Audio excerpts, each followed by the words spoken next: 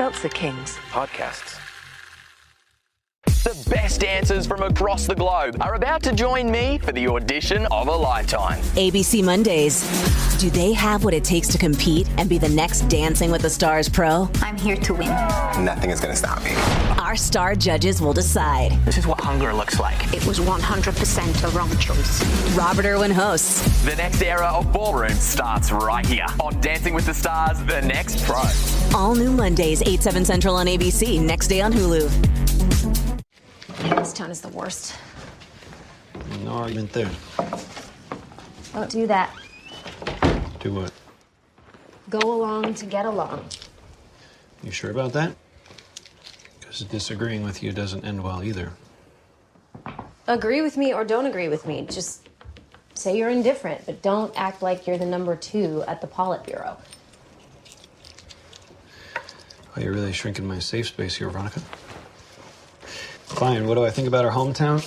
Well, after summering in Fallujah, Neptune, with its perfect weather and endless supply of head-high waves, ranks, above it.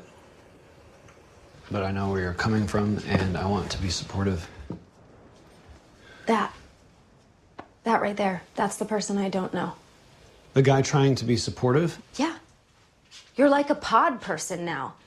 You asked me to marry you, Logan, and I said no, and it's like nothing happened. It had me reeling. And you look like I turned down your offer for a back rub. Feel like you asked so you'd get the no you knew you'd get, and now I'm the bad guy. Okay, well, what do you want from me, Veronica? I don't know, maybe just to know that there's some classic Logan coursing through those veins. What was I supposed to do when you said no, Veronica? Bang a tri-delt? Now, what would have been enough? Beat someone to death? Gotten wasted? Guess what? I am angry. All the time. And all the work I'm doing with Jane is aimed at one thing: keeping my anger from destroying me. And you say you want Bruce Banner, but you really want the green guy.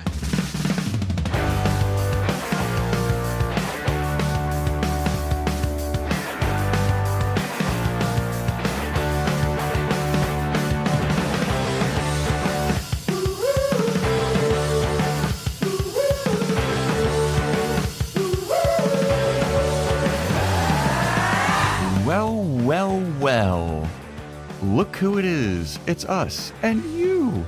And you're listening to another episode of Boys Watching Veronica Mars.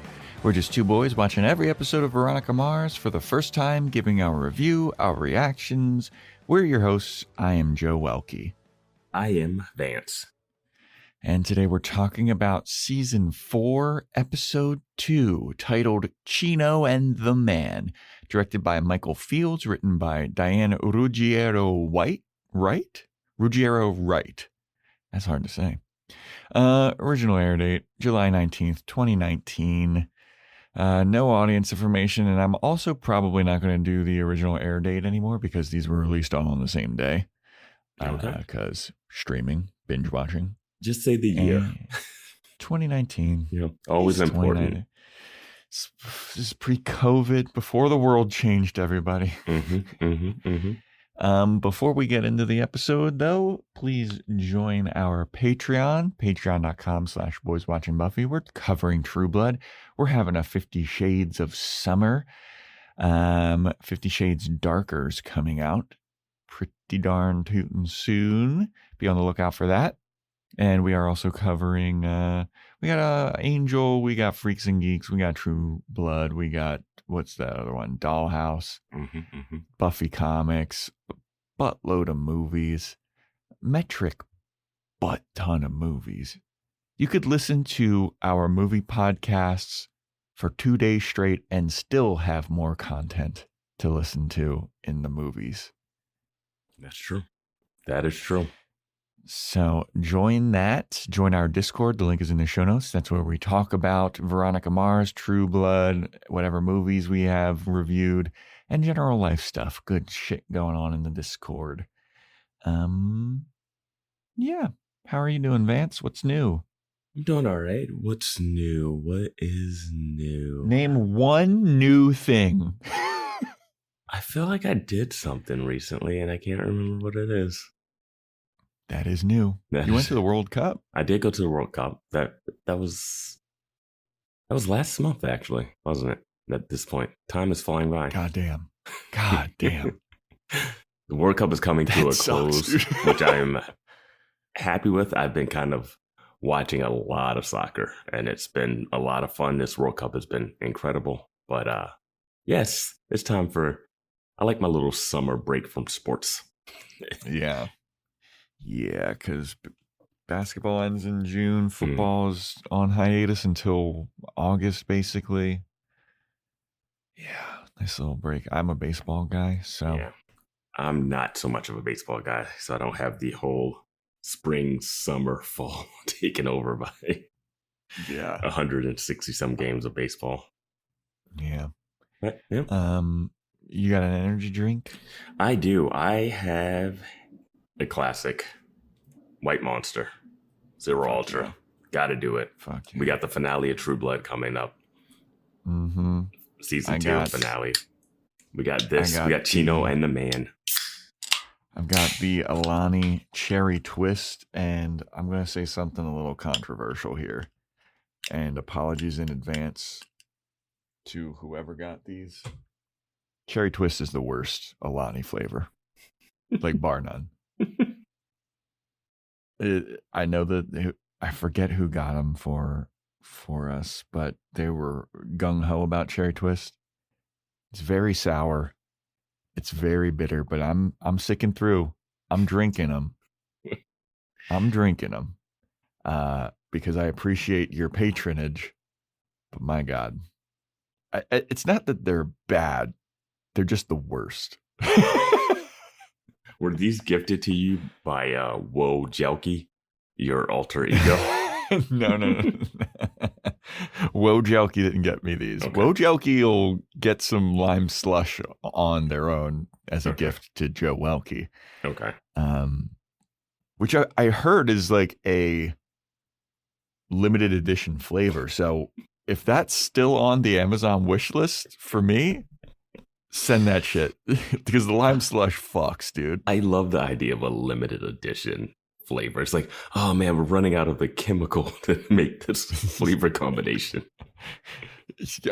We gotta have cases of these to sell them 6 years later for like profit. People were like, whoa, these are new. They taste like the other one, kind of. Yeah.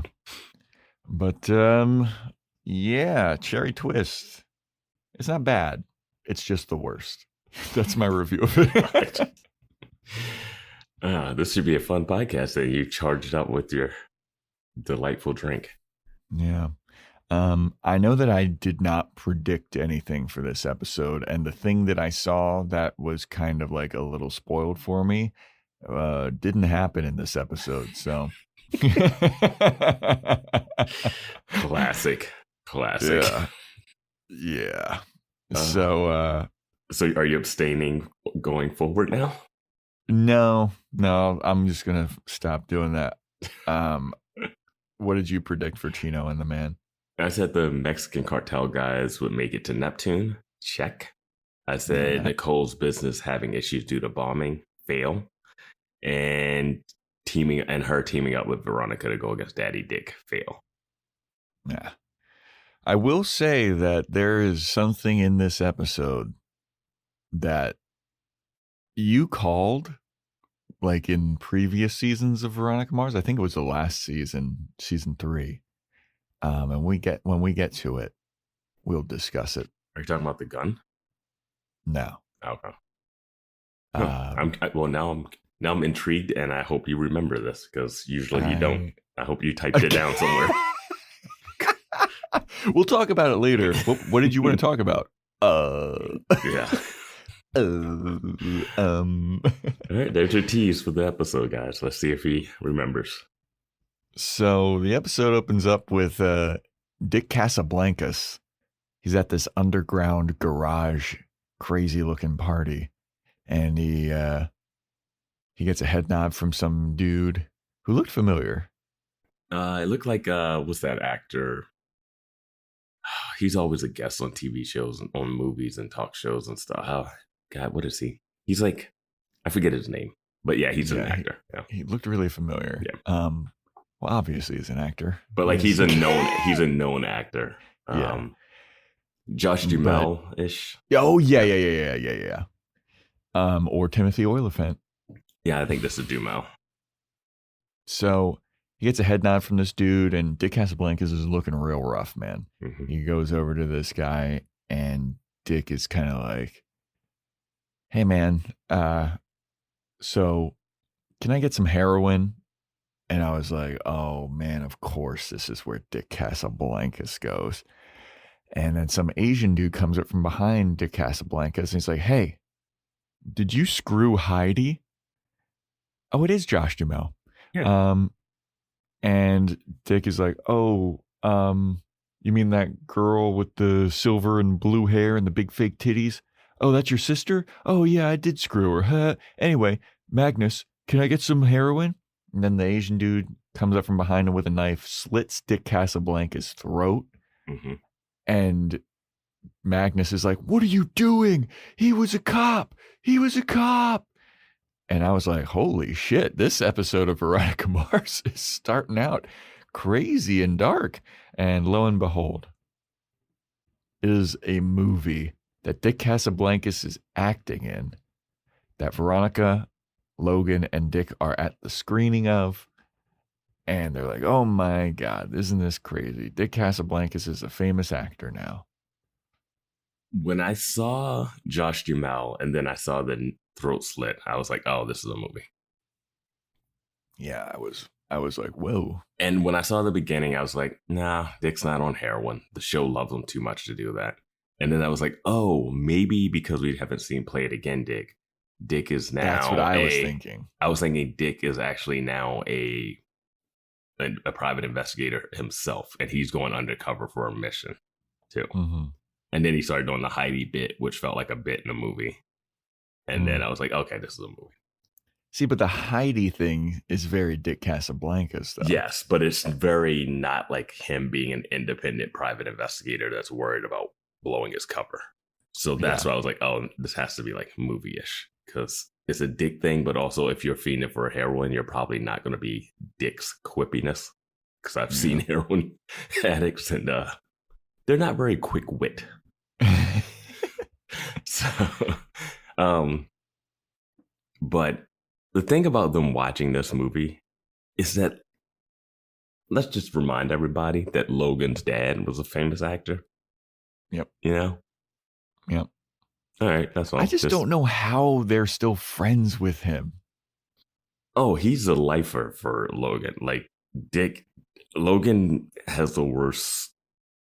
Logan's a bad judge of people. Let's just say that. And I'm going to say that with the people that are currently sitting next to him in the theater, too. Yeah. So, yes. Yeah, just thought, Dick becoming an actor is like, and he's not like, how famous is Dick, though? Because if you're getting killed off in this scene, it doesn't seem like it's the end of the movie. It seems like it's kind of the beginning. Yeah. I mean, you're in a movie with Josh Duhamel. That's fine. I'm saying that's a step above. I didn't even know he wanted to act, but sure. Yeah, well, you didn't know that Wallace wanted to be a mechanical engineer this whole life. We should have known. We should have known Dick always wanted. It's hinted from episode 1, Vance, when he said it's all an act. Mm-hmm. But then we go to the after party, and Veronica is lamenting that Logan didn't seem very upset about her rejecting his proposal. His proposal? Yeah. She's upset that Logan's not more upset that she rejected him. He's very nonchalant. He seems unfazed. He's taking it in stride. And this bothers Veronica. It's my least favorite character trait of the character. It is fine to have a character that has that trait, but we've seen her do this before. Like, I think she did this last season. No, she did this exactly with Piz when he wasn't pissed that she broke up with him. She did it with Piz too. Yeah. Yeah, like she literally was like, wait, he seems fine about this. That pisses me off. Like, Yeah. she wants people to just really feel terrible when she does the terrible thing. It's not a trait I like. She's a bad person. So anyway, they're at the after party. People are stoked on the movie. Daddy Dick shows up, who in the closed captions of the version of this I'm watching, he is called Daddy or Big Dick. That's what they call him. Well, he has a tattoo that says Big Dick. I know, but it's crazy that like in the closed captions, like Big Dick comes over or something. I'm just like, what the fuck? But I can't Daddy believe this Dick is guy's the there. main character in the season. I know. And he's there with his associate, who is none other than J.K. Simmons, who's playing a guy named Clyde. Yeah. And they brought out the stars for season 4, my guy. Hey, I mean, there's not a lot of stuff on TV, so you get a streaming. And J.K. Simmons is in a lot of things too. Like, he's not like he's been in so much stuff before he like got his Academy Award. But before love J.K. Simmons. J. Jonah Jameson. Oh, perfect casting. Mm-hmm. But he's just great in everything, like Whiplash. Yes, Whiplash is incredible. I will say this though. Him showing up is the beginning of another Vance pet peeve. And it's the smirky. It's a smirky episode. Yeah. Everybody is smirking this episode. And he is a number one offender. Yeah. So he's there. He's someone that Daddy Dick met in prison. He used to rob banks, that he says. Little Dick is there with a girl named Malone, and they're all flirty. And Logan asks Clyde, like, oh, what do you do? And Logan seems like very suspicious of Clyde right from the jump. And Clyde is like, don't worry about it, kind of. But Clyde walks over to Malone after Little Dick goes to get a drink. And he's like, you look really young. You look about my niece's age. It's interesting. Like, what year were you born? And she's like, 1995. And then Clyde's like, so that means you graduated high school in 2015? And the girl's like, yeah. And then Clyde's like, bitch, that math don't add up. Wherever you go to high school right now, you better start paying more attention and you better get the fuck out of here. And Veronica looks at this exchange and she's like, oh, okay, Clyde is on top of some shit. Smirky smirk. Yeah. Malone leaves. Little Dick comes back. And he's like, Malone, where are you going? Where are you going? And Clyde's like, she had to go. And Dick's like, oh, I wonder why. And then Veronica says to Little Dick, she's like, hey, Clyde just saved you from some statutory rape charges, my guy. And Little Dick is like, oh, okay, I guess I'll drink some more. Like, what do they do with this character? And how is it that Clyde, of all the people at the table, is the only one that clocked that girl was way too young? Veronica. Yeah. Isn't that like 90% of your job? Like, it's to be able to be like, hey, that's a young girl. She looks like the girl I'm investigating in the bombing. Like, yeah. Man. What? Why, Dick? Why did they even have to include? Like, there's so many other things they include to show that Clyde is like perceptive, savvy. Yeah. And this is like, yeah, let's have Dick with an underage girl that he would have hooked up with. Yep. It's just the show can't help itself, man. I don't know what they're doing with Brian Hansen. I don't know. He's a fan favorite somehow. I don't know. I guess he had his own spinoff. We need to see more adventures of Little Dick Casablancas. Yeah. God. There is also a joke here where Little Dick is talking about Veronica, and he's like talking to Veronica like, you know, I took my experiences with you as inspiration, and like I now have like an understanding about like what you are. And he's telling Malone, he's like, yeah, Veronica's an actual PI. And Malone goes, "Oh, wow, really?" And then Dick goes, "Yeah, you know what they say about small packages." And Veronica goes, "You have one?" And Dick goes, "What?" Yeah, I hated Bro, that. you would understand that. Yeah, I hated that he didn't seem like he understood the joke that he's been, like a joke that he would have said to people all the time. Like it. Yeah. Yeah. He's got to be in his 30s at this point. Yeah, we should get at least to the opening intro of this show. So the dudes from Mexico, the El Despiadado henchman, Alonzo, and I forget the other guy's name. Yeah, I don't know his name either. I just have other guy. They're on the beach. They're at some volleyball court, and some 09er looking motherfucker comes up and he's like, "Hey, where can we score some cocaine?" And Alonzo is like, "Meet me at this rest stop in an hour." And they're like, "Cool, dude." And Alonzo tells his boy that he's like, "Hey, man, we got to blend in better, man. I feel like we stick out like a sore thumb. We got to start speaking English." And then the guy starts speaking English and he's like, "Do we blend in better now?" Yeah, his English accent is so funny. You're right. We're totally blending in now. Yeah, and they're like, "We got to get some better clothes. We got to blend in better." And then a volleyball like lands near them and another 09er motherfucker is like, "Hey, can we get our ball back?" And they just kind of look at him. It's like, "Paso el ballo." And then the other dude picks up the volleyball, takes out a fucking giant knife and stabs it and deflates it. And this 09er comes over after seeing that. And he's like, "Hey, buddy, you picked the wrong guy to mess with." I'm like, bro has a knife. Yeah. You don't even have a shirt on, dude. Like, that was insane to approach the guy with a knife that looks out of place on the beach. And then the guy just throat punches him and he's like down. And then they walk away. Yeah.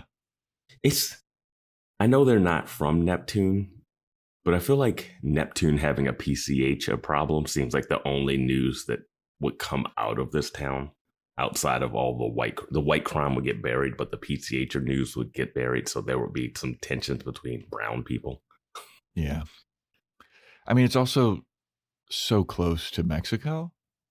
Like, you don't think that there would be Mexican dudes like hanging out and not in Neptune, not in Neptune, not in Richie Rich town. I guess. All right. Yeah. Sure. Yeah. So then we get the terrible intro song. Beverly Hills isn't full of Mexican people. Okay, fair enough. Yeah, fair enough. So we're on a golf course with Clyde, Lil Dick, Daddy Dick, and Logan. They're all driving, and Little Dick's explaining to Daddy Dick that Logan's poor now, apparently, because he's a naval intelligence officer. Is he? That means he's poor. Well, Logan's like, "I'm not poor." And I guess comparatively, he's poor. No, I mean, is he a naval intelligence officer? Like, we'll find out towards the end of this episode. But I'm confused about what Logan's up to. That's what he said to Veronica last episode. Yeah, well, we'll see what he says at the end of this episode. So then we see that Daddy Dick has a tattoo on his forearm that says Big Dick. And people are like, "Whoa, what's up with that fucking crazy tattoo, my guy?" And he's like, "Oh, I got it in prison. I was tattooed by this famous prisoner as a sign of respect or whatever. And I wear it with pride because if I walk into business meetings and they see Big Dick tattooed onto my forearm, it's an intimidation factor." And everybody kind of looks around like, And then we get a flashback. Wait, you don't wear a suit when you go to business meetings? Nah, he rolls up his suit. He rolls up his sleeve. But while he's telling the story, like Clyde is looking on kind of with pride. Mm-hmm. But then we see like... with smirk, you mean? With smirk. He looks on with smirk. Yeah. And we get a flashback to Daddy Dick actually getting this tattoo, and he's being held down by 3 guys. And it looks like he's naked and he's bent over a thing and somebody's tattooing him. And he's like, "Please don't tattoo this on me. Please don't do it." And they're like, "Shut up. You're a bitch. We're tattooing you down. We're tattooing you because you're a bitch in this prison."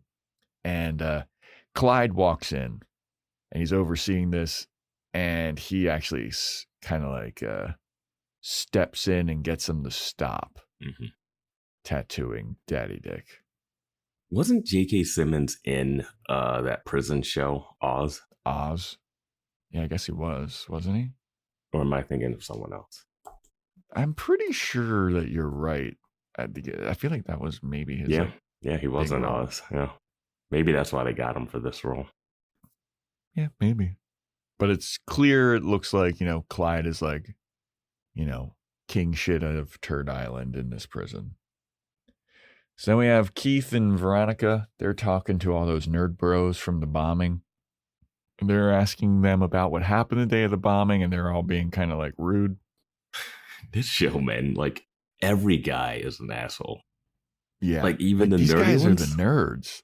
They didn't tip the pizza guy. The one dude's playing video games while they're being questioned. Veronica is really in a break things mood this season. She just grabs the controller and throws it across the room. Yeah. That was wild. Yeah. There's another thing that happens later. I'm like, oh, that's just what she's gonna do. Yeah. I know exactly what you're talking about. But the nerd that died, his name is Gabriel. Mm-hmm. And these nerd bros describe him as the nerd of the group. And Veronica and Keith are asking them questions about, what was going on. And they said that they were at Comrade Quack's the night before, as were all of the people that died in the bombing. The one guy is amazed that Veronica is a PI because he thought that PIs looked more like Keith and not smoke show hottie blondes like her. I don't believe this guy would have the balls to hit on her in front of the adult in the room, whether or not he knows Keith is a dad or not. I just feel like these guys don't seem like they're cocky enough old niners to do that. Yeah. Because, you just act different when parents are around. Uh-huh. Mm-hmm. And there's like if she came by herself, I'm down for them doing what they do. But Keith is there, bald head, cane sitting there. I don't know. I mean, even if they don't know that that's her dad, they know that there's like an older man PI there with her. Like the balls that it takes. But they talk about how Nicole was there knocking the douche guy out from the bombing. And then they talk about, I don't know who this person or character is or was, but somebody named King Pogorski. Do they mention him here? Yes. Mm-hmm. And they're like, oh, yeah, we got to look up King Pogorski. So Veronica and Keith leave. And as they're leaving, Veronica says that we got to go to Commodore Quacks or whatever to question Nicole. But as they're leaving, you see the two Mexican dudes going up into where they just came from, Alonzo and his associate. So the nerd guys are talking amongst themselves, and the one that was hitting on Veronica was like, I think we had a vibe. I think she and we had a vibe. And they're like, no, you didn't. And he's like, yeah, we did, dude. She gave me her business card. Then they get a knock at the door, and this guy's like, she's back. She wants some. Can I just say, it is insane how they don't have any remorse for their friend being exploded. Nope. Like, that's the end of the trip. How are they in another hotel? Like, that's like, go home. I'm out of Neptune. There was an explosion at the place we stayed. Parents would be on the phone. Everybody would be like, hey, no, just get back to college. Get back to wherever you're going to school. It's no way they're just like, should we go to Senior Quacks again tonight? Like, your friend just died. They would have wanted us to hang out at Comrade Quacks, get our ducks wet. They're not. He wasn't Beaver / Cassidy where they didn't care about him. Like, he was a part of their group. Yeah. But the knock at the door is the Mexican dudes, and they come in. They're like, hey, we're looking for Greg Radin. Any of you guys, Greg Radin? And they're like, no, there's nobody named Greg here. They're like, could have swore there's somebody named Greg Radin. And then a guy fesses up and goes, well, my name is Craig Radin. And then Alonzo just turns around and punches him. Pistol whips him. Basically. Pistol whips him, yes. And then he gives a speech that I was like, yeah, Alonzo's like, yeah, okay, so let's say that you're at Starbucks and you hear Greg, coffee for Greg. You go up and you take that coffee because you know it's for you. So when I come in here and I say, Greg, and your name is Craig, fucking fess up, my guy. I kind of loved that speech. I kind of love that. No, that actor's great, and he is from Westworld. He's good. He's going to be interesting. They're going to be an interesting duo. I don't know what they're going to do with them fully. Like, he's murderous. We know he can kill people. Mm-hmm. The threat's there. So, but they're there and they want to know who killed Gabriel. And they're like, we don't know. And then he's like, well, if you don't know, I'm going to keep beating the shit out of people. And then they kick Craig again because they think that Craig did it for whatever reason. Or he's just the punching bag. And then the one guy is kind of like, okay, I think it's King Pogorski. And they're like, who the fuck is King Pogorski? They're like, he is a guy. He was Gabriel's rival in the robotics competition.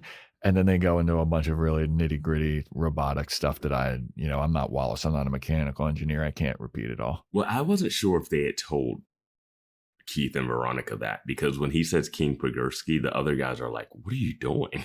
Like, why are you saying that? And the other guy looks like, I just had to tell him something. They definitely talked to Keith and Veronica about King Pogorski, but they didn't talk in depth about like why.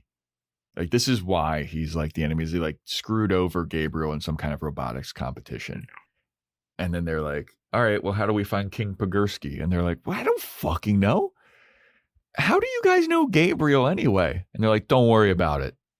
And then they leave, the two Mexican dudes. Actually, the one guy tries to say that King Pogorski could be anywhere. He's not here. And then the guy in the ground goes, I think he's actually in town. Oh, right. Yeah. Because they thought that he was going to not Puerto Rico. I think they're just saying a name so that those guys leave him alone. Okay. That's what was my take on the King Pogorski thing. That's what I think too. They're just blaming somebody. Yeah, and somebody that's not in town, or he is in town, and then the guy's like, fuck, I should have said that. Maybe he tells him he's out of town, and the dumb guy that got knocked out, Greg, is like, well, he's actually in town. And then they're like, how do you spell this? But if I'm them, if someone tells me it's King Pogorski, I'm like, no, King Pogorski is not the bomber. That's a fake ass name. Yeah. But they write it down. They ask them to spell it. But also, there's Stosh Piznarski. Yeah, but Stosh Piznarski is an innocent baby lamb. So yeah, he is. He actually is. They named the bad characters things like Dick. Yeah, that's true. Very true. Yeah.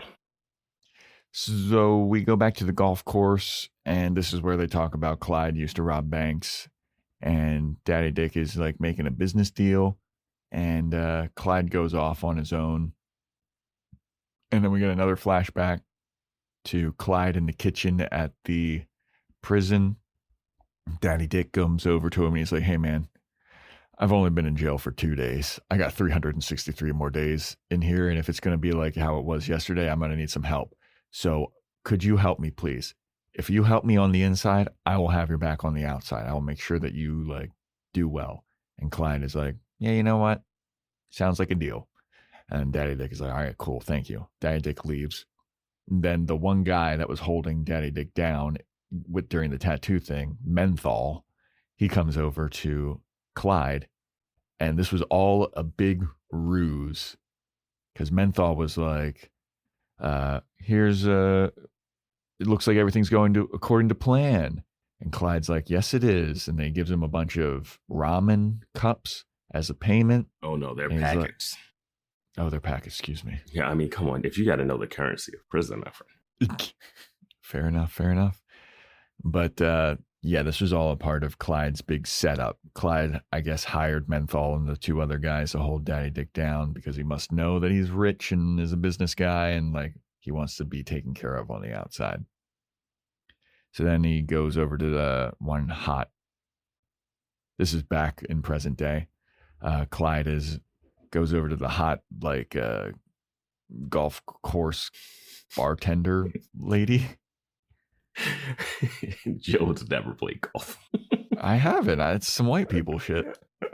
You're Have white. you played golf? I'm not that white. Not like that.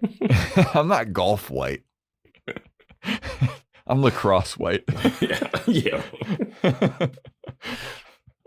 Yeah, I don't know what she's called. I don't play golf. Yeah, you don't fucking know what she's called either. Yeah, I never said I did. You giving me shit about, Joe's never played golf. You don't know what she's called? She's the golf course waitress, I guess. Golf game. I know that's not her name.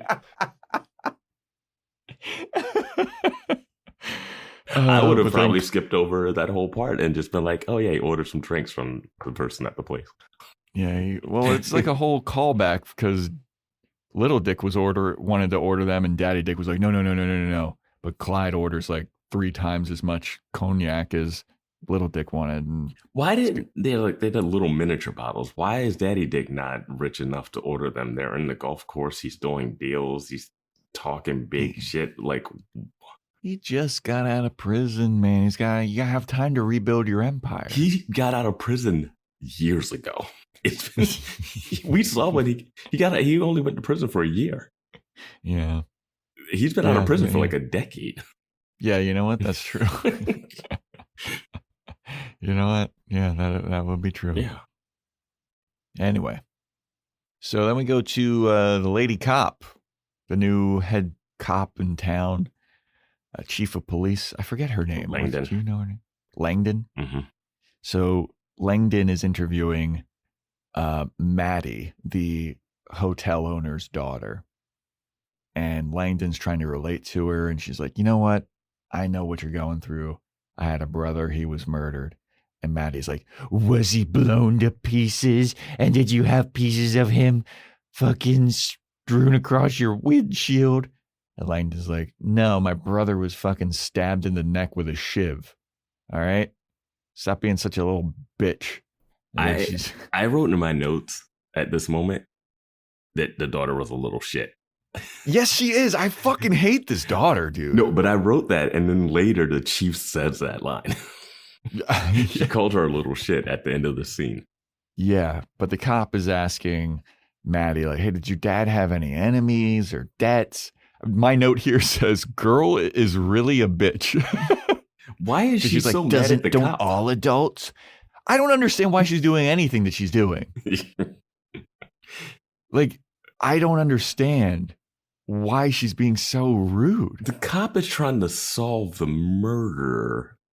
Yeah. Why would you not just give her the information you know? Like, I can understand being upset and I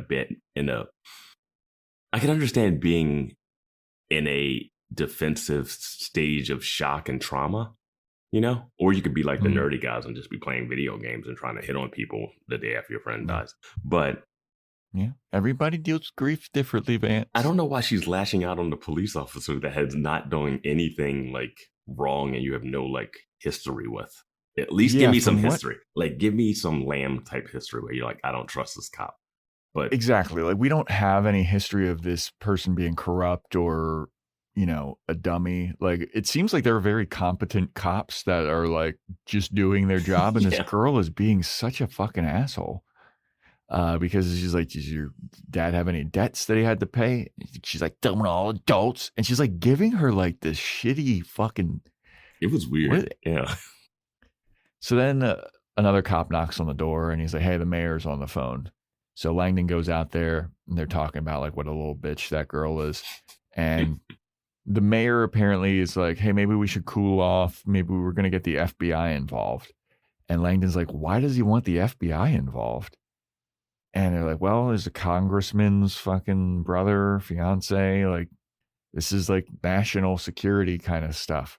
So while they're having this conversation, Maddie sneaks out of the interview room, which terrible interview room if you can just sneak out that easily. Yeah, she's able to walk through the other interrogation room and then pass and then out. And I'm watching this. I'm like, what is this? It should be one entrance, one exit. Yes.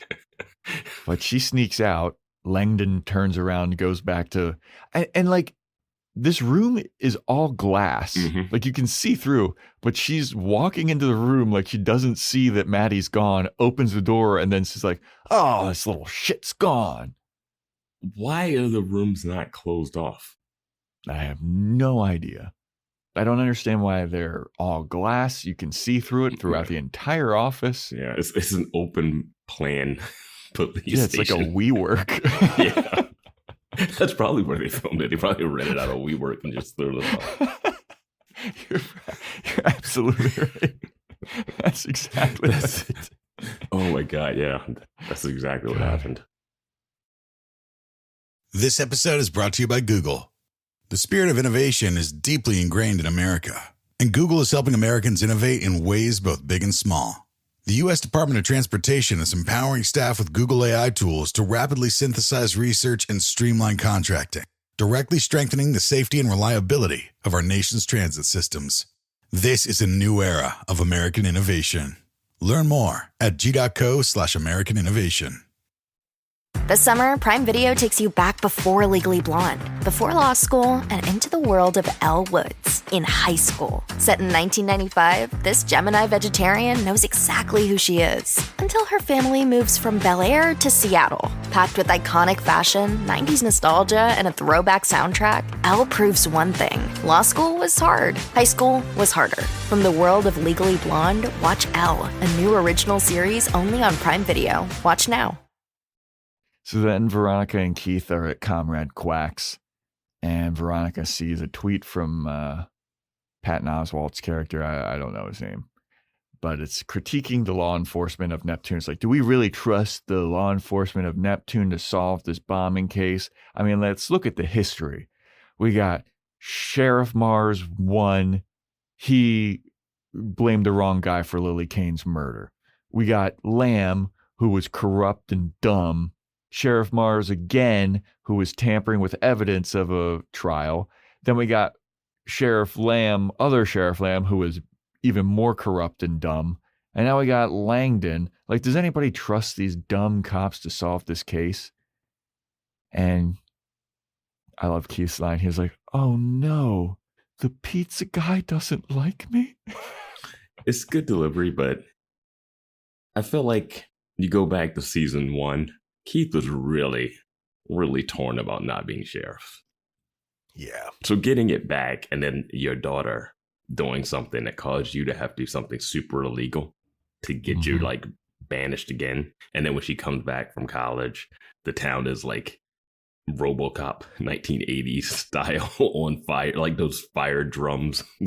Yeah. I'm just saying, man, like you could be snarky right here. It's a fun line, but Keith, it's a mess. Yeah. So Nicole Malloy shows up and they ask her about the sea spray bombing. And she's like, why are you asking me about that? And they're like, well, because everybody that died in the bombing was at Comrade Quack's the night before. Do you know anything about this? And they show her like everybody that died. She's like, oh yeah, I know that douche bro. I knocked him out with a studded glove, and then I kicked him out with security. And they're like, why the fuck did you do that? Do you just like beating people up? And then she goes, he was forcing a passed out girl's head into his crotch.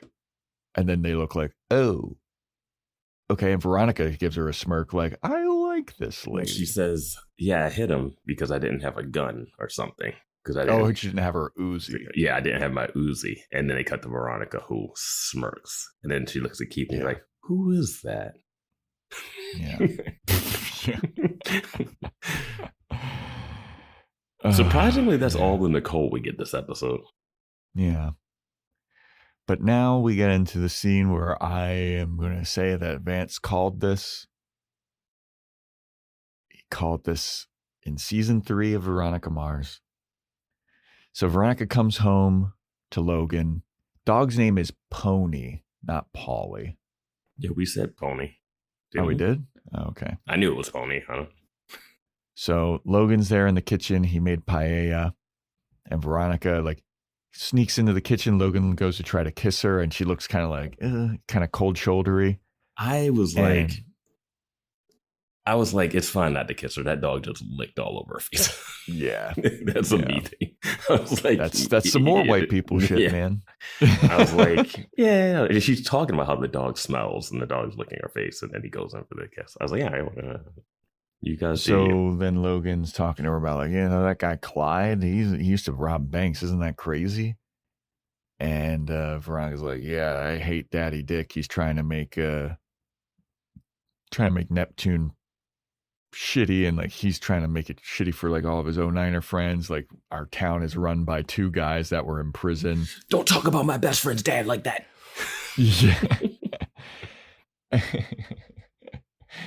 But Logan's like, I mean, maybe Neptune isn't that bad.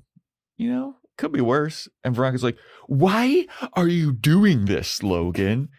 And Logan's like, I'm just saying, after doing 2 tours in Fallujah, coming back to Neptune with its perfect weather and amazing surfable waves, I'm just saying it could be fucking worse.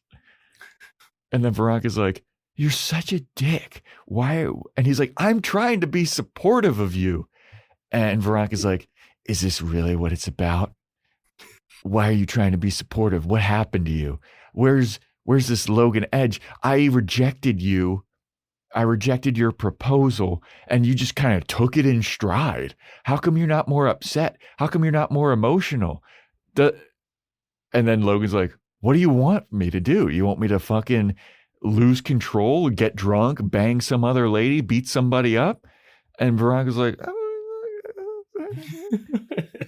and she's like, I just kind of want you to have emotion. And he's like, you want me to have emotion? I'm angry. I'm angry all the fucking time, but I have been going to therapy, and I have been working on that to not let it destroy me and destroy other people, because it was destroying my life and it was toxic as fuck. And then Veronica's kind of like, yeah, but I kind of like that. And then Logan turns around, punches a hole through a cabinet, and then he shows her his like bloody knuckle, and he's like, there, is that enough classic Logan for you? And then fucking they start banging. And before they start banging, Veronica's like, did your therapist put you on meds? Like all judgy. And Logan's like, no. And she's like, I don't know, man. You just feel sanded down. And so, yeah, then he punches through the thing, and then they start fucking. And I was like, my note here says, Veronica sucks, is toxic as fuck. What is the thing that I predicted in season 3? That Logan would make paella?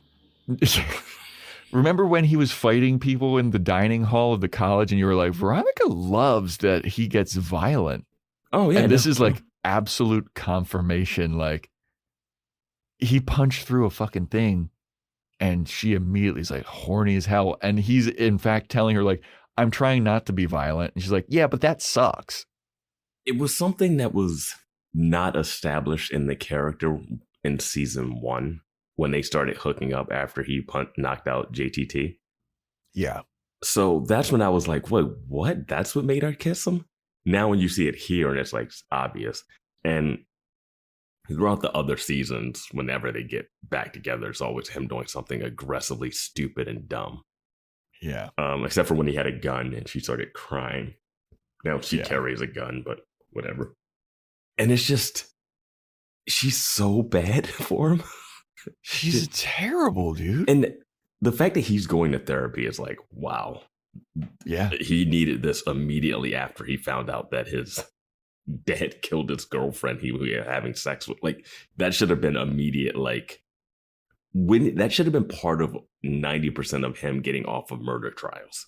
Is that you're, all right, the charges are dropped, but you're going to like 30 hours of mandatory therapy or something. Mandatory sentenced. Yeah. Therapy. I thought, like, I'm surprised he did that even. I wonder if he went because of the stuff he saw overseas more than the dad stuff. Because I don't think he was going to therapy between any of those. Yeah. Yeah. But yeah, Veronica asking if he's on medicine or if they put him on something is so toxic. Like, who cares if they put him on something? Yeah, like, well, it's the way that she asked too is like so judgy. Like, did they put you on meds? Yeah, it's like you should. Yeah, I mean, it's just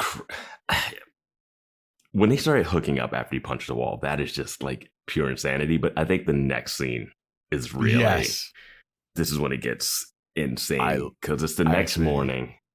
And it's the next morning. They're getting dressed. And Veronica's like, how are you doing? He's like, I'm fine. She's got pep in her step, though. She is chipper as all hell, dude. She's brushing her teeth. She's fucking whistling Dixie, my guy. And Logan's just like stone-faced, kind of annoyed. Mm-hmm. And Veronica's like, that was a real good time last night. And Logan's like, I'm glad you liked it. And she's like, what are you talking about? He's like, you liked me losing control and punching a fucking hole through the cabinet. And she's like, I wasn't really thinking about that. I was thinking more about the hair pulling and the ass slapping. And Logan's like, well, at least it was good for you. And Veronica's looking like, what the fuck? And Logan goes, I'm going to take Pony out for a walk. I wrote my therapist's phone number on a Post-it on the fridge. I think you should call her. And my note here in all caps says, fuck yeah. Yeah. I mean, the show did something crazy where I never thought we'd be pro Logan, anti Veronica. Mm-hmm. Like, what are we doing? Yeah, man. Logan got his shit together. Or at least he's trying. Yeah, he's trying. That's all you can. That's the most you can ask for anybody to do, is to at least try. That's what I always say. There's honor in the attempt. Remember? Yeah, but you relate it to a lot of different things. And I think we're going to have some stuff to talk about in True Blood. Yes, we are. There's honor in that attempt. There's not honor in that attempt. There's honor in that attempt. The aftermath is no honor. The aftermath is a little shady. And we're going to have the attempt. I'm not talking about the aftermath. I'm talking about the attempt. You're really going to have to do some moral jujitsu for this one. But the fact that they shouldn't go to his therapist. She needs her own therapist. It should not be anywhere near his therapist. But maybe the therapy in general is something Veronica has needed for a long time. People don't always just go to therapy, but she's been through so much traumatic shit. Like, she's been almost murdered like 5 to 10 times herself, let alone people near her. So just some type of like counseling, that you would get. But yeah, dude, the fact that she can't even realize why this is a problem is a bad partner. Yeah. Like, she woke up so fucking happy. She is literally walking on sunshine, and she can't tell that Logan is distant as fuck. Like, he's got like the 70-mile stare or whatever. And he's like, at least it was good for you. And she's like, what? It wasn't good for you? He's like, no, bitch, you're fucking making me lose control of myself. I've been working on this. Wouldn't the conclusion come down to he shouldn't be with her? Yeah. But I wonder how they're going to rectify that. Is she going to change? Because she hasn't changed since season 2, at least. Yeah. Like, if anything, she's dug her heels in deeper. Yes. She's 10 toes. Yeah. So I don't know. So Veronica and Keith go to Patton Oswalt's, and he does a Jeff Ratner, where he's kind of annoyed that he's delivered pizza to them a zillion times and they don't remember him. I love that they're like, that's something we used to do. All right, let's do that. Let's do a Jeff Ratner with him. Yeah. I've delivered. How many times have you gotten Cho's pizza? And you don't remember me? And they're like, no, sorry. Anyway, let's talk about this bomb. Crazy that they still order from Cho's after the Cho trying to like cheat on the test thing to get the Kane scholarship. Order from a different pizza place, guys. So they want to ask him about the bombing, but Veronica is there, and she's like, and I would also like to ask you to take down that mean tweet about my dad. And it seems like Patton Oswalt is very happy with all the fame that he's getting from this bombing thing. He's gotten a lot more Twitter followers. He's a part of some group called the Murder Heads, who are devoted to solving cold cases. And the info that they dug up a while ago led to the capture of the Long Beach Strangler. And Keith is like, oh, yeah, that actually does sound kind of familiar. So anyway, about this bombing, though. And I feel Patton's like that's a self-reference to his deceased wife, Patton Oswalt, the wife who found the Sunshine State Killer or whatever, like through her book. I feel like that's a reference to that. Yeah. Oh, that'd be cool. Or help that. I think that's a inside reference. So Patton Oswalt's telling them about how, like, you know, he was there delivering pizza and he walked out like 5 seconds before the bomb went off. He saw Maddie, tipped his hat to her, and then kaboom. And he considers himself very lucky. He only got some shrapnel in the back. And yeah. And so there's also some kind of conversation about how he lives in the basement during spring break because he rents out his house to spring breakers and he clears $50,000 in 1 month. And I have questions about this. One, the basement setup that he has is pretty nice. The exposed brick down there. It's a nice setup down there. And I was like, oh, he's living at he rents out someone's basement or something. And they think he's living there. And he's like, you think I live here? I own this house. And I just rent it out. And he says it sleeps 10. Yeah. Bro's a pizza delivery guy. In Neptune. Wait, how does he have a house that sleeps 10? Delivering pizza for Cho's. Maybe he's that murder head stuff really helped him. Did he inherit this or something? Like, it just seems... Could be. He delivers pizzas and then he makes $50,000 every spring break. For at least, let's say, for the last couple years. Let's say 4, round it up to like 200. I'm going to guess that he inherited this house.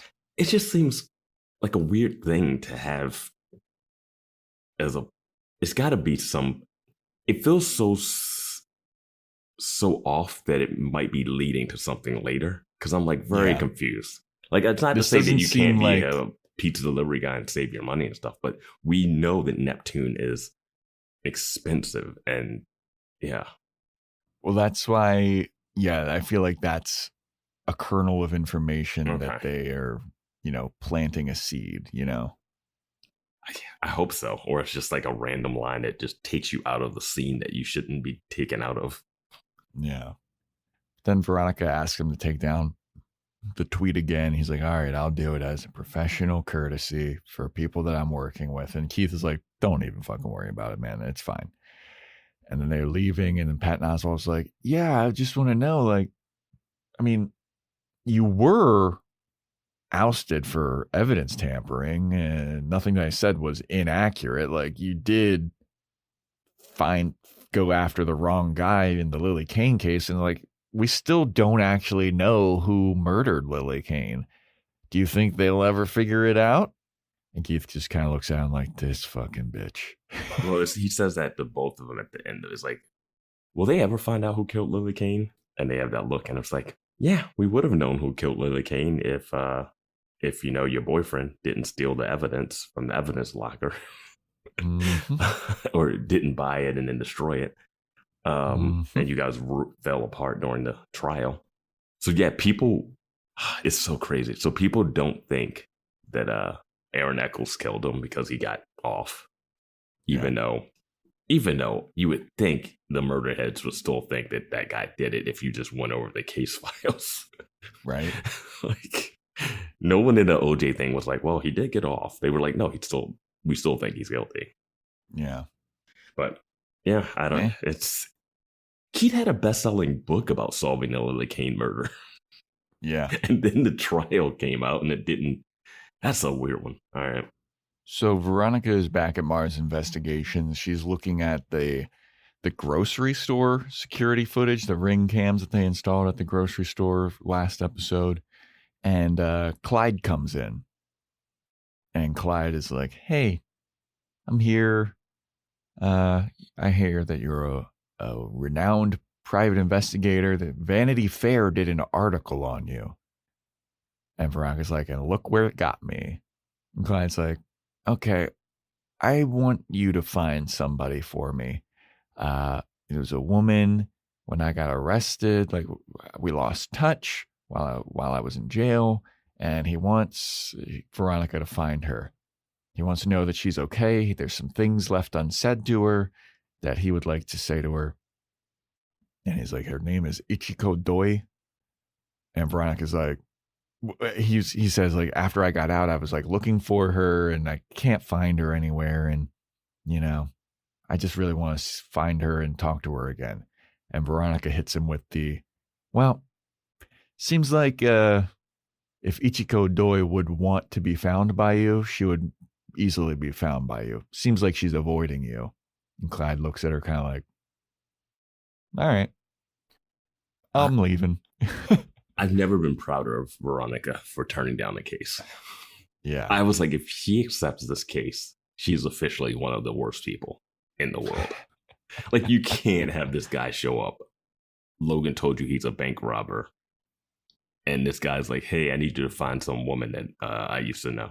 And she's like, well, I do need the $100 an hour I'm going to charge you for this or whatever. It's like, if she did that, I'd be like, no, you're awful. So I'm happy she turned this down. Yeah. They also need a locked door and a buzzer. The seating arrangement that they have is a blind corner because it's like two offices across from each other right now, which is different than their office was before because it used to be like right in the front hallway, like the receptionist. I don't even know what that other room was. Anyway, he just walks in. Yeah. You should have a camera at the front door. You should have to buzz them in. That should all be recorded who comes in and out of your office. What are we doing, guys? They're about to get murdered. All right. So then we go to Congressman Maloof. Keith is there meeting with the coroner. They see the brother of Congressman Maloof. They want to go. Keith wants to go over the forensics with the coroner. Brother is kind of like IDing the body, and the coroner is like, "Oh, are you here to meet with your fiance's family as well?" He's like, "Oh, they're here." He's like, "Yeah, they came and ID'd the body earlier." So Alex Maloof, the non-congressman, the brother, he leaves, and then we see the Congressman Maloof now is being harassed by Tawny's family. Tawny is the fiance that died. They're kind of like hillbillies, it seems like. Yeah. And they are arguing with Congressman Maloof that they want the engagement ring because after she died, the engagement ring went missing, and they think that that the Maloofs stole it. And they're mad because, here in America, once you give a girl an engagement ring, it's hers and you don't take it back. And Congressman Maloof is like, dude, that was a family heirloom in my family. It's not yours. But we didn't even take it. We didn't steal it. And then they start to argue and things start to get a little physical intimidation. And then Langdon steps in and she's like, hey, get the fuck out of here, all of you.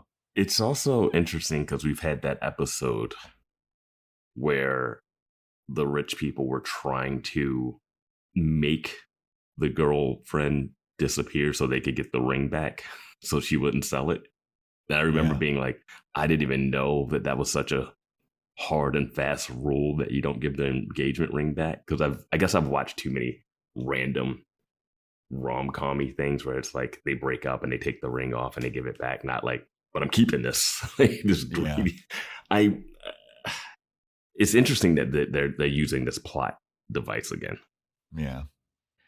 Yeah, I feel like just give them the money. Just give them the money. How much is the ring worth? Like, I was like, and God, it's obvious they're going to sell the ring, you know? Every character in a Veronica Mars show is just awful.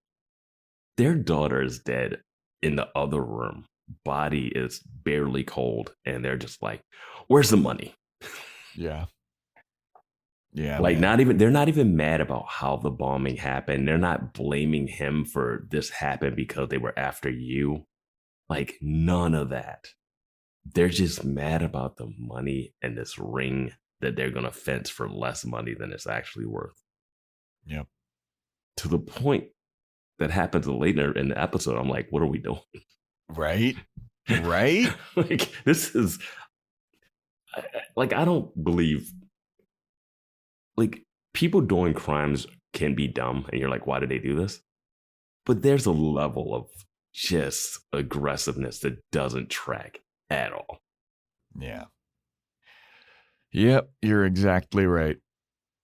But also they reference, they're like, according to American law, it's like, that's not a law. And then the Maloof mom is like, see, this is who you're going to marry into your family? Say that again. I will say it again. Trash.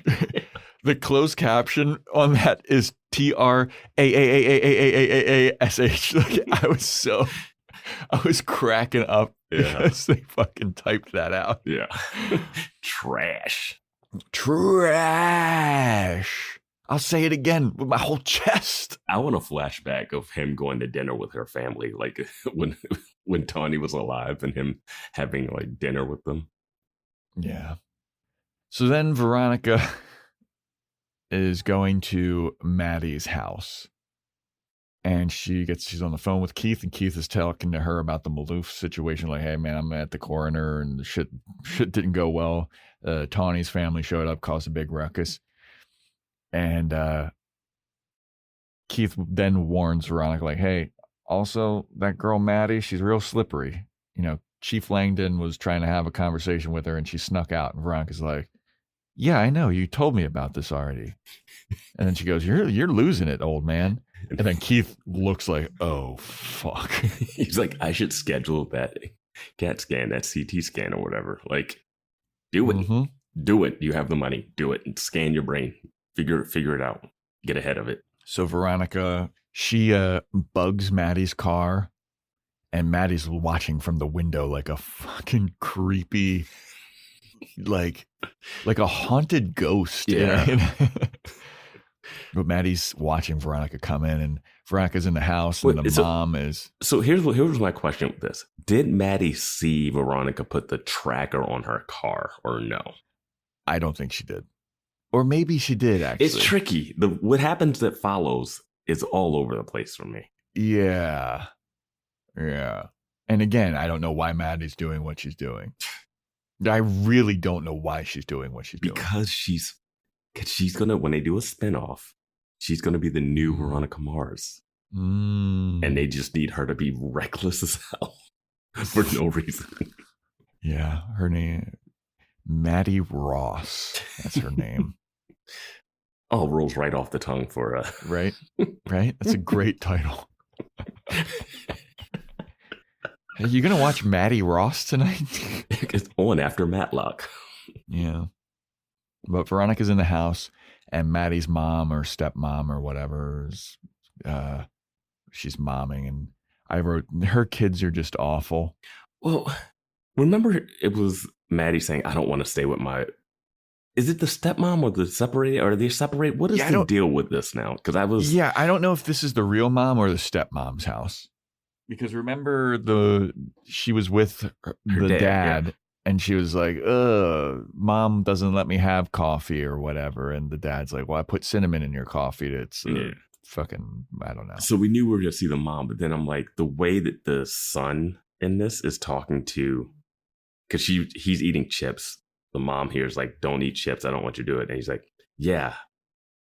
She's like, you do it when your dad says it. He's like, yeah, because he's dad and you're Renee or whatever. Renee. Yeah. So that's why I'm guessing it's the stepmom. It's real, like, you're not my real mom energy. But we never set up that guy who we met for half an episode got divorced and remarried. Like, it's too many people to enter. I don't know. Because he said go to your mom's. But bro, this kid is eating chips. Mm-hmm. The mom's like, don't eat chips. You're not allowed to eat chips. And he's like, fuck you, Mom.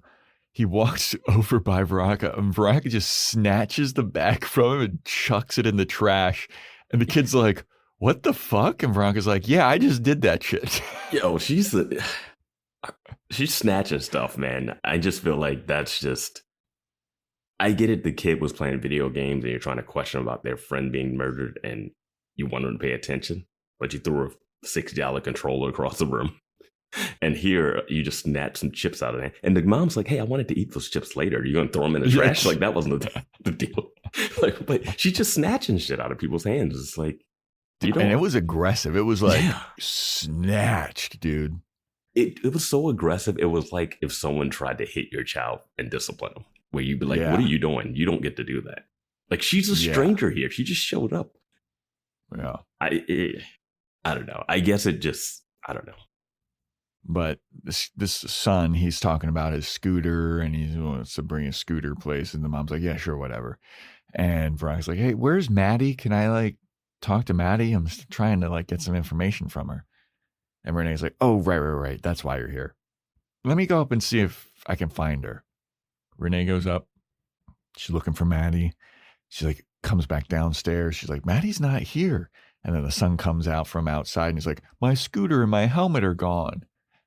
And Veronica's like, this little shit. She's like, I'll show myself out. And then kind of just mean mugs the son when she walks out. Yeah.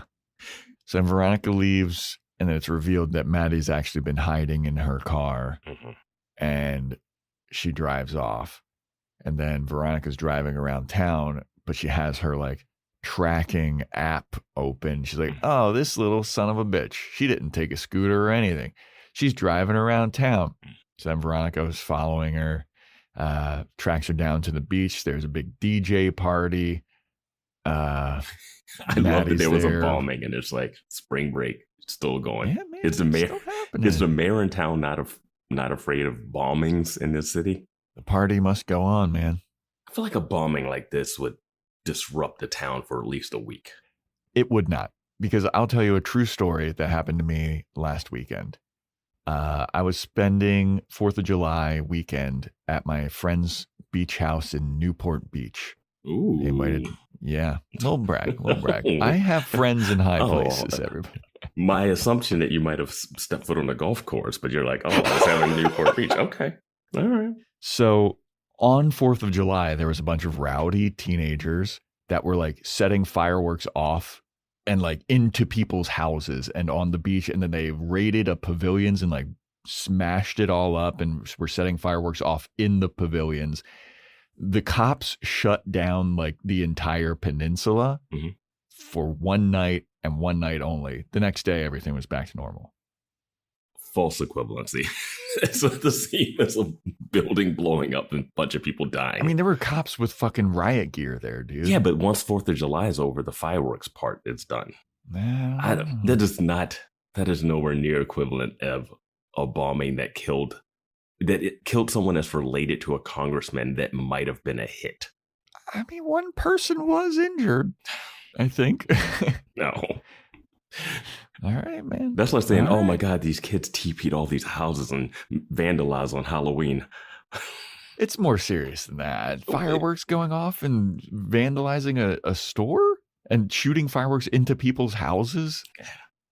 But they're not going to do it on the 5th and the 6th. It was a one-night thing. You don't know that. Fireworks, you know for a fact that fireworks go on for a couple days after. You were there the 4th of next July day too? Here.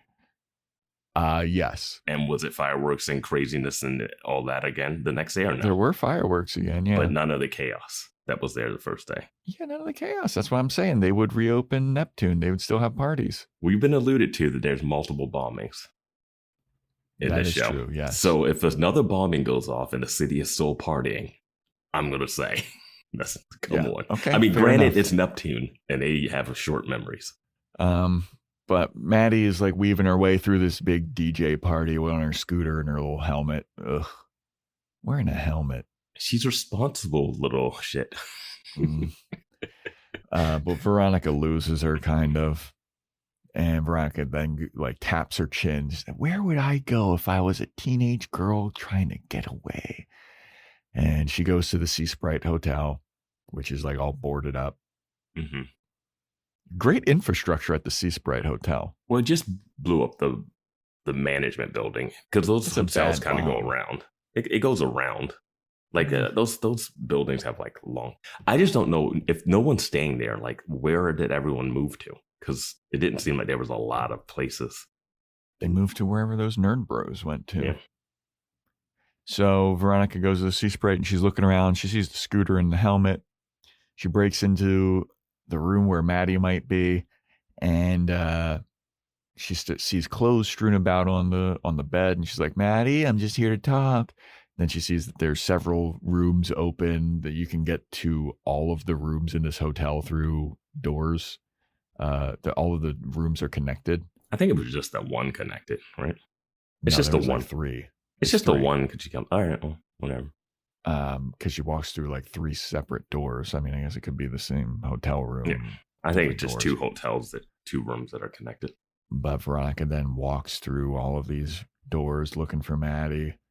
And she then exits the one hotel room at the end of the hall after going through all those doors, then turns around to see that Maddie's scooter is now disappeared. And Veronica's like, this slippery little bitch. Then Veronica goes back into the hotel and she's looking at like business cards because Maddie left like a business card book out on the. I kind of got lost here. I don't know how she figured this out. Yeah. Also, it's 2019, but this feels like it was written in 2016 or something. Because I remember last episode when Gabriel's like, "Hey, the Wi-Fi's out," and they're like, "Dude, of course you don't need to study." And I'm like, "What is about the internet means you have to study?" Yeah. Like the Wi-Fi being out, it's just an issue that people would have now, regardless of trying to do homework. And they equated Wi-Fi to homework. And this one, yeah, I don't know. Whose room is she in? Yeah, I don't know. It's the first room that Maddie was in, like where the scooter and the helmet were posted up.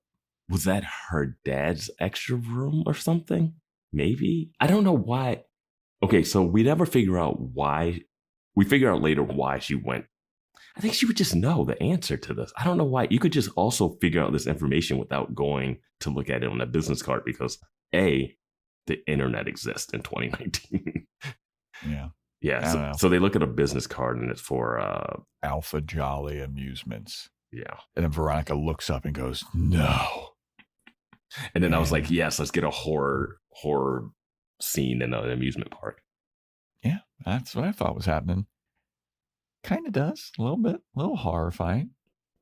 You see Maddie scootering around, and then she scooters up to Alpha Jolly Entertainment Amusements or whatever. And she goes in. She goes through a labyrinth of vending machines. Mm-hmm. And at the end of the labyrinth of vending machines is an office. And who is behind the desk at this office? Liam Fitzpatrick. Yeah. And Maddie's there. She goes up to him and she's like, "Hey, I want to know who stocked the vending machine at the Sea Sprite because I think that whoever did that may have planted a bomb." And Liam's like, "Little girl, get the fuck out of here." And Maddie's very suspicious of him. Mm-hmm. And she's like, "Well, I just know that whoever stocked the vending machine put gum in the vending machine. We don't usually have gum in our vending machine, so that's really suspicious." What? Yeah, I don't know, man. What was the? Why would you not put the bomb in the gum, Vance? Why would they not have gum specifically? Because it's a hotel. Okay, sure. That's the fucking excuse that she gave. I know. I just don't. She's like, get "We don't have gum. We have a hotel. It's a hotel, idiot." Like, what? What? Like, okay, you also don't need to have pretzels in there, or Baby Ruth. You don't need a vending machine at all. I don't know. That was just such a specific leap. Yeah, but then Liam is like, "I'm warning you one more time. You better get out of here." And she's like, "No, I want answers. Who's the guy that did it? He had a mole. What's his name?" And then Liam's like, "All right, that's it." And he starts taking off his belt. Mm-hmm. He's like, "I'm going to fucking discipline you like you should have been disciplined by your dead dad." So, and then she starts running away. And then he looks like, all right, she's out of here at least. So it took me a minute to recognize this as Liam because of the longer hair. But I was like, I think that's Liam, right? Mm-hmm. But before it fully clicked for me, I was like, this guy's an asshole. He's like, oh, your dad died. Sorry, man. They'll let me know when the store's back up. I'll charge you again. And she's like, I'm not going to be paying for that. And you're going to give. I was just like, what is this business plan? Yeah. And then he started taking off. I'm going to charge you for the one that exploded, and then you're going to buy a new one from me.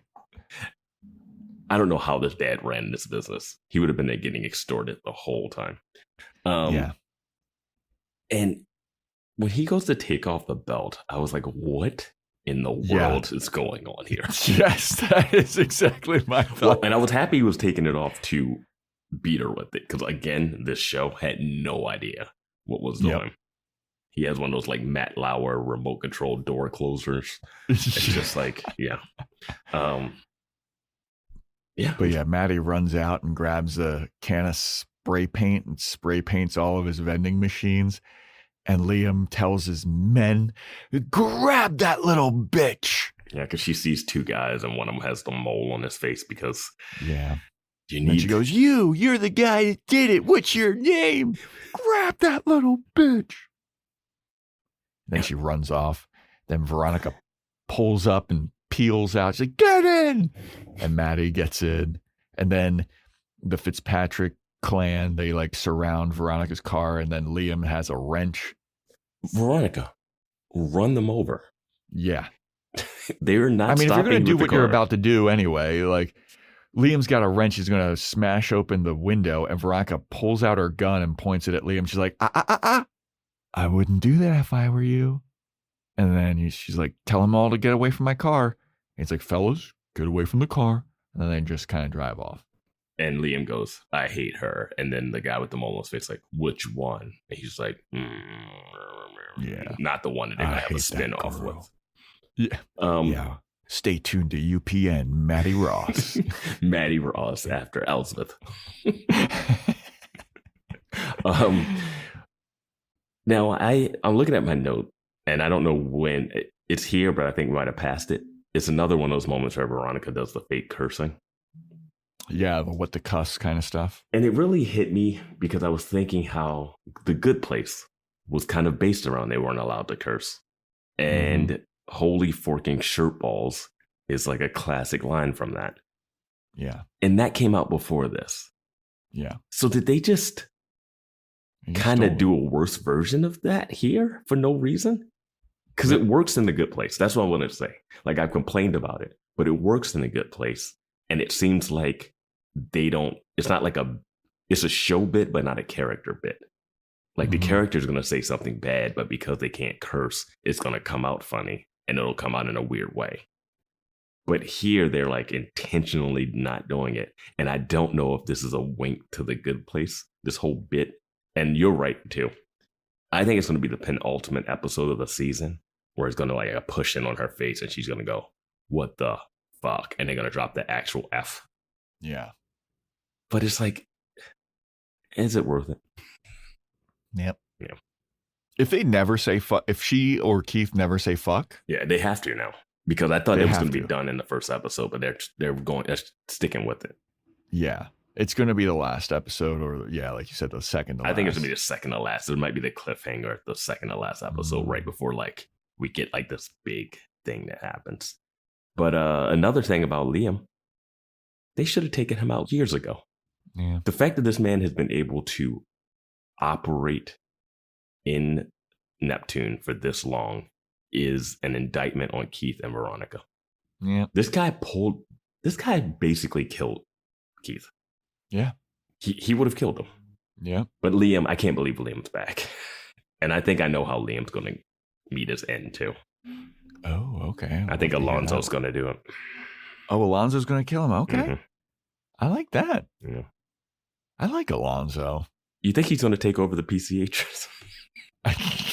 He's going to work with Weevil. I wonder if Weevil's in this. I don't know.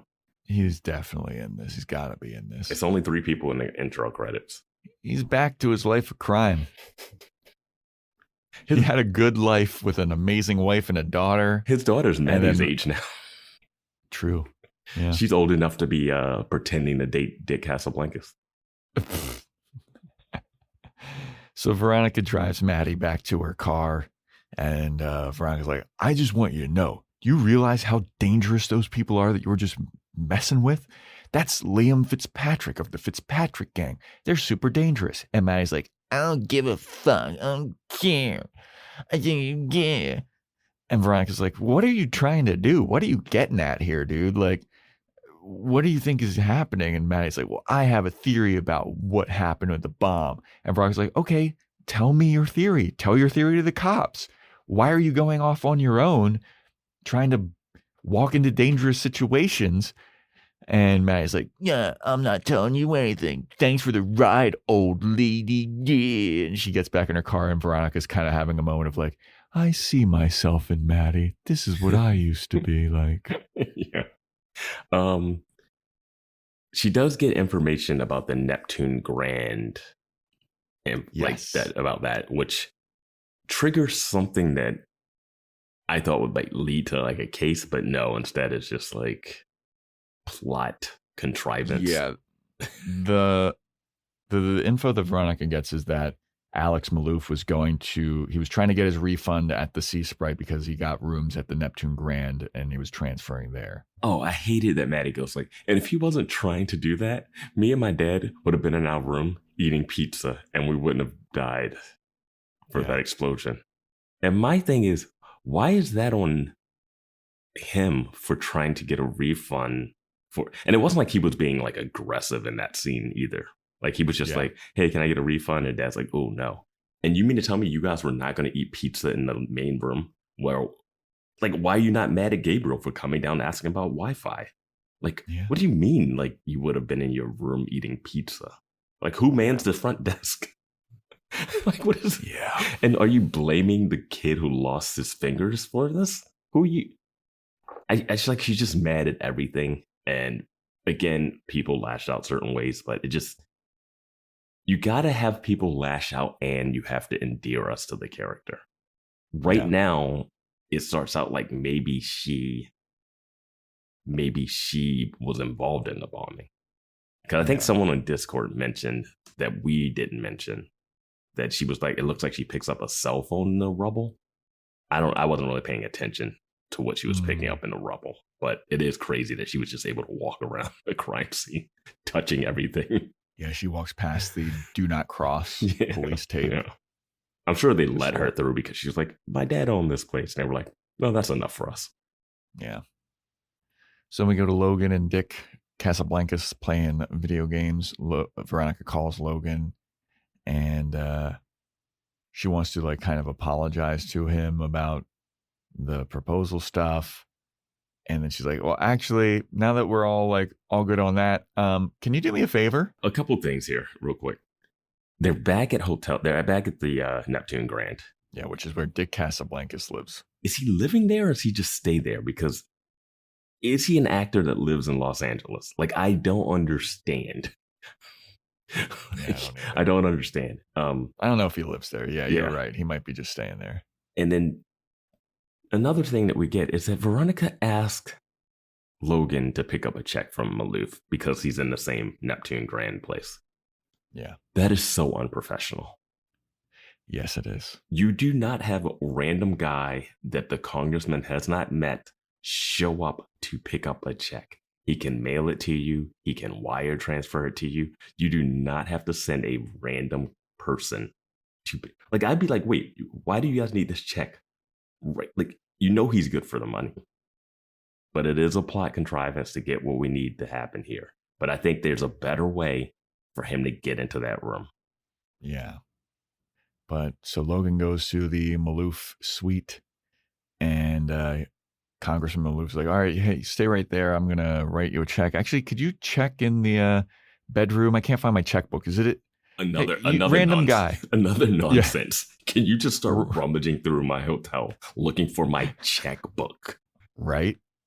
It's 2019. Crazy. So Logan goes into his bedroom to look for his checkbook, and Congressman Maloof starts scolding Alex like, hey, man, you got to stop being like such a little... Hey, look, I get that you lost 3 fingers, but you got to get over it. You can't be like a dickhead. Didn't they say he lost his hand? I feel like the first episode they said he lost his hand. But the fiance's hillbilly family shows up now to the Maloof room. No security. No security for this congressman. I feel like it's in his fine. Like hotel levels suite. of congressmen, I don't know how much security Bro, have, they just but they don't even have the door closed. They just walk into this guy's room. Fair. I will say this. One, the door, most hotel doors just close on their own. Yeah. Maybe Neptune Grand has those ones that just stay open. I guess. I don't even know. I don't think I've ever been in a hotel room that's not like kind of motelish or resortish where the door doesn't just like close. Yeah, they all close. So the door stays open. You're right. They should have security because they think the bombing might have been related to them. You're actually right. Like if it's just a regular congressman that's out, I'm fine with no security. But there was a bombing and you're still in Neptune for some reason. Why are you even in Neptune? You don't need to be here. I mean, I guess he's congressman of, whatever. So the hillbilly family comes in. They're like, where's that engagement ring? Insane. Insane. They're like, dude, we told you we don't have it. And then they start to get physical with the congressman. They like grab him by his lapel and shit, and they shove him up against the wall. And then Logan shows up. There's two guys, and one is sitting on the son's face with a pillow, and this guy's like huge dude, and he's gonna kill him. He's smothering this dude. Yeah, he's a large bald man. Yeah, like sitting on this dude's face with a pillow. Yeah. Then Logan comes out and he sees all this, kerfuffle, my favorite word. And he's like, hey, I couldn't find the checkbook. And then he grabs like some kind of like paperweight, something or other, throws it so hard at the bald guy's head, knocks that guy, doesn't knock him out, but he knocks him off of Alex's face. The other smaller guy turns around who has like been hemming up Congressman Maloof. I mean, that guy's not that small too. Like he's pretty thick. Like he's not the big guy. The big guy is kind of like the guy that Logan hired to lift up Veronica that one time, but even bigger, I think. And then Logan just beats the shit out of both of these guys. He's choking one out. He's doing jump kicks. This is a pretty high level, cool fight scene. It is cool. And you know what's happening. For me, I hated the contrivance of how he ended up in the room for this.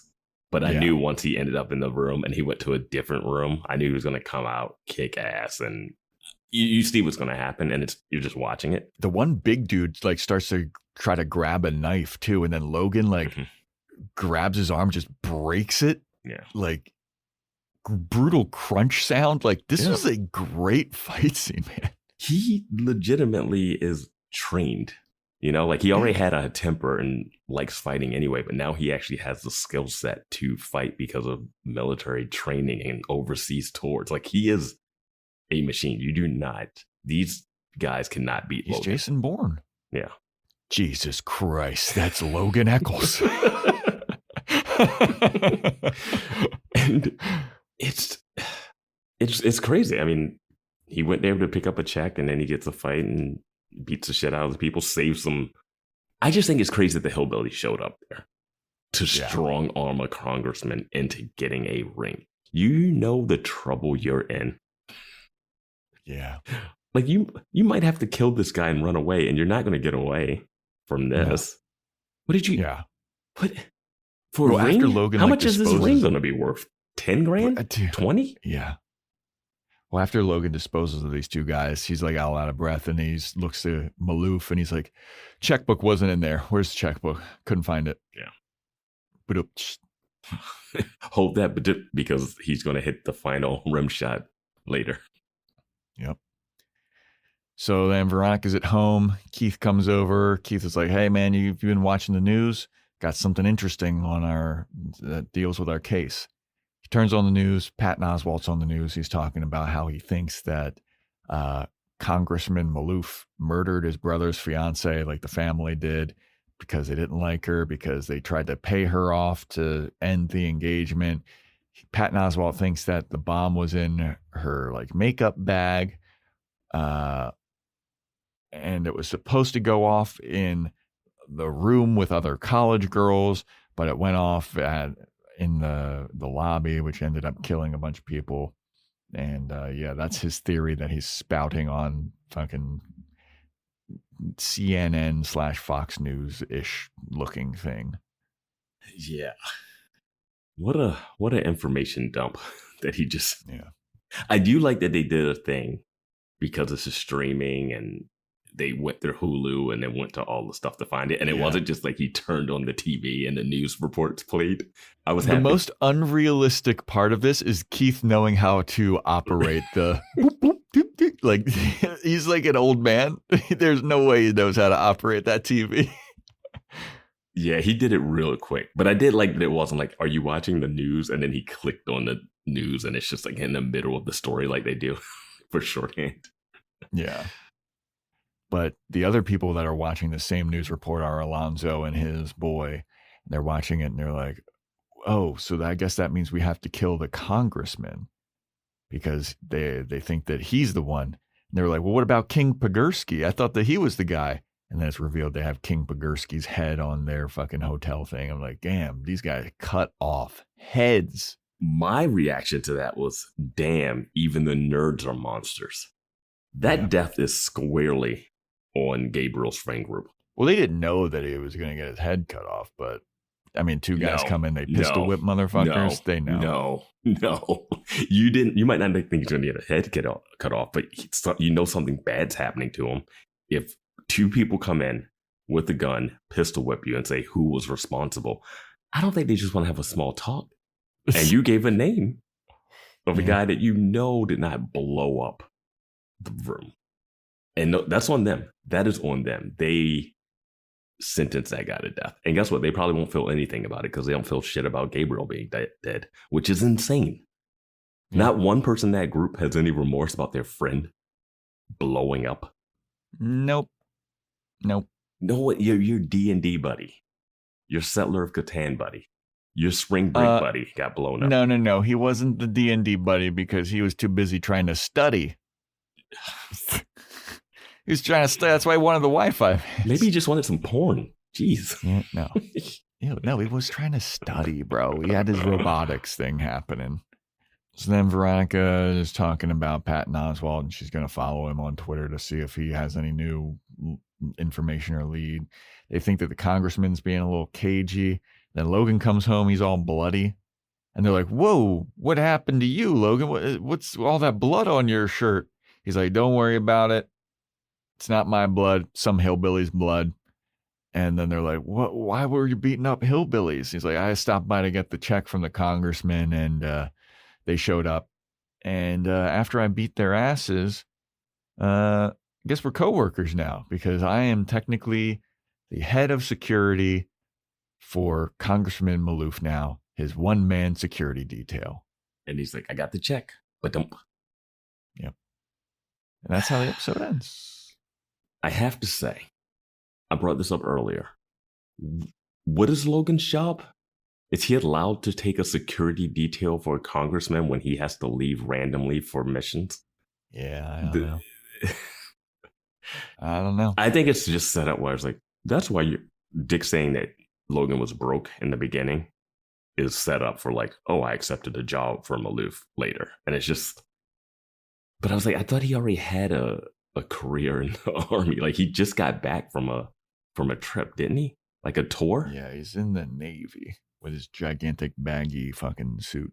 I think if you're active naval mission person, you're pretty much on a nice steady pay. Like you're not making trust fund money, but I'm sure he burned through that. But yeah, I mean, I don't know. So now he's going to be the head of Maloof. They're working together is what he says now. They're working on Maloof. And then he has a smirk on his face at the end of this. And I'm like, dude, don't drive around with a bloody t-shirt when you've been convicted, when you've been charged with multiple murders in this town. Yeah. I saw a movie where the whole point of it was like you all tried being suspicious of murdering your fucking thing. People think you killed Felix. People think you killed Felix. He did kill fucking that one guy, Thumper. Yeah, he doesn't even know about that. Yeah. I wonder if that comes up now that Liam Fitzpatrick is back. I'd love it if we don't see Liam Fitzpatrick again. Like that'd be hilarious. That'd be great if you just see it for one. Because we got too many people now. We got 6 episodes left. We got J.K. Simmons running some gambit. We got Liam Fitzpatrick somehow involved. We got Alonzo and the Mexican cartel involved. We got Maddie that's just going to keep getting herself into trouble. And now we got this hillbilly family, which I think the matriarch is going to do something because there was that woman that was at the thing. I think she's the head of them. So, I mean, it's a Veronica Mars season. We got a lot going on, a lot of stuff happening. Yes, indeed we do.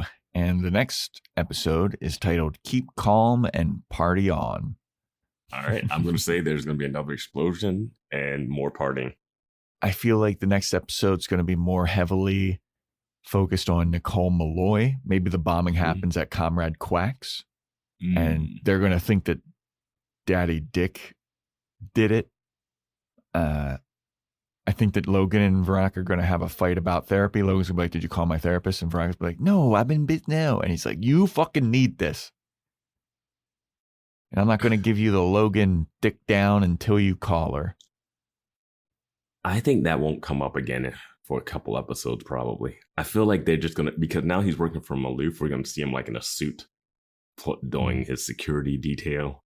All right. I hope he wears his whites, his naval whites. His Navy whites.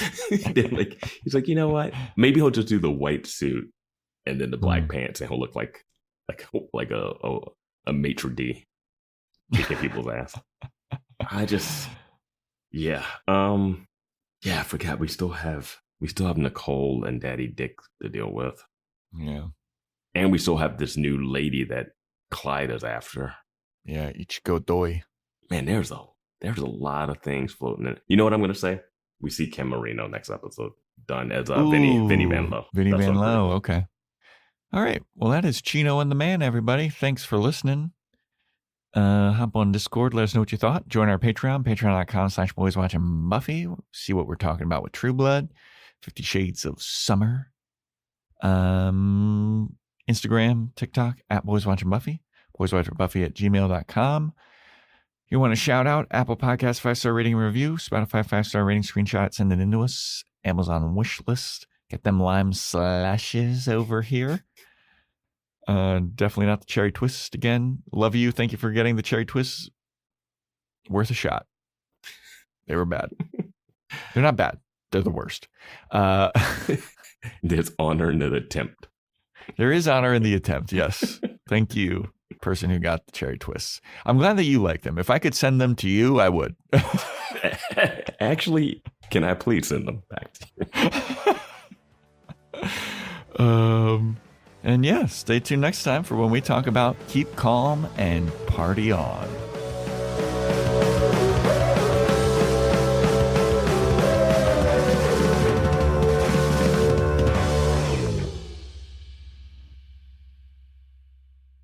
Do you think they'll ever figure out who murdered Lily Kane? Hey, it's Ryan Reynolds here from Mint Mobile. Now, I was looking for fun ways to tell you that Mint's offer of unlimited premium wireless for $15 a month is back. So I thought it would be fun if we made $15 bills. But it turns out that's very illegal. So there goes my big idea for the commercial. Give it a try at mintmobile.com/switch. Upfront payment of $45 for 3 months, $90 for 6 months, or $180 for 12-month plan required. $15 per month equivalent. Taxes and fees extra. Initial plan term only. Greater than 50 gigabytes may slow when network is busy. See terms. Seltzer Kings. Podcasts.